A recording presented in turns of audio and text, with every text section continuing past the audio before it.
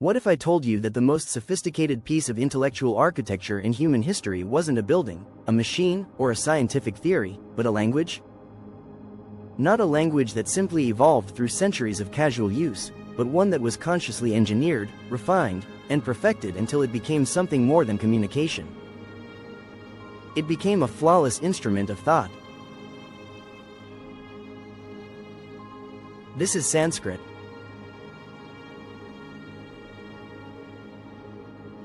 Our story begins not with kings or conquerors, but with a quiet scholar in 5th century BCE India, Pāṇini. While empires rose and fell around him, Pāṇini was engaged in a different kind of conquest, the conquest of linguistic chaos.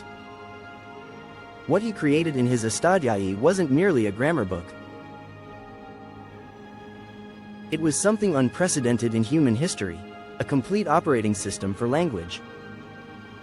Nearly 4,000 rules, each one precise, each one interlocking, forming what linguists today recognize as the world's first generative grammar. But here's what makes it extraordinary. Pāṇini didn't just describe how Sanskrit worked. He built a machine that could produce it. Feed in a root concept, apply his rules, and out comes the perfect word, the perfect sentence, the perfect expression. And when rules conflicted, he'd anticipated that too, creating meta-rules, rules about rules, that resolved every contradiction automatically. This wasn't grammar as we know it. This was language as mathematics. Logic made audible. Now, let's talk about sound, because Sanskrit treats sound not as an accident of speech, but as a science of the human body.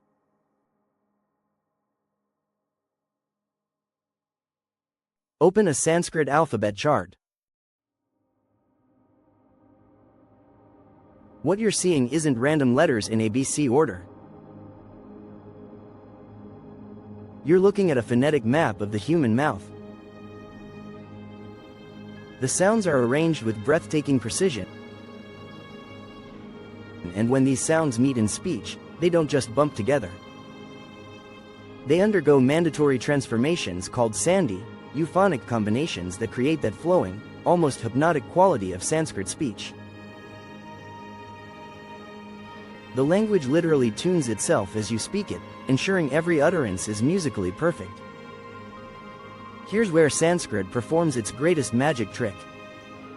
In most languages, meaning is chained to word order. The man sees the horse means something completely different from the horse sees the man. Change the sequence, and you change the universe. Sanskrit shatters these chains. Through its 8-case system, each noun carries its grammatical role right on its sleeve. Tiny suffixes tell you everything. Who's doing the action? Who's receiving it? Who's benefiting from it? Where it's happening? The meaning is locked into the words themselves, not their position. This means you can arrange a Sanskrit sentence for pure poetry, for rhythm, for emphasis, for beauty, and the meaning remains crystal clear. The poet's freedom and the philosopher's precision, existing in perfect harmony. This precision created something miraculous, the most robust oral transmission system in human history. The Vedas, thousands of verses of sacred text, were not written down for over 1,000 years. They were preserved entirely through human memory. But not through simple repetition. They would chant the texts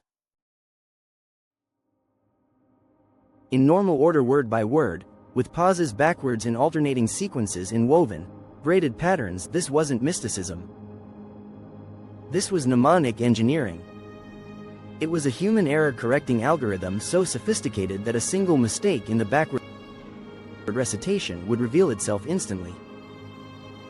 For over 3,000 years, through this method, Sanskrit preserved its sacred texts with phonetic perfection that writing alone could never guarantee. Now, you might ask, if Sanskrit is so perfect, why isn't everyone speaking it? Here lies the beautiful paradox. Sanskrit's very perfection made it the language of scholarship, of philosophy, of science, while simpler, more fluid vernaculars evolved for daily life. These vernaculars became Hindi, Bengali, Marathi, Gujarati. Today, when hundreds of millions of people speak these languages, they're speaking the living children of Sanskrit, carrying forward 70–80% of its vocabulary.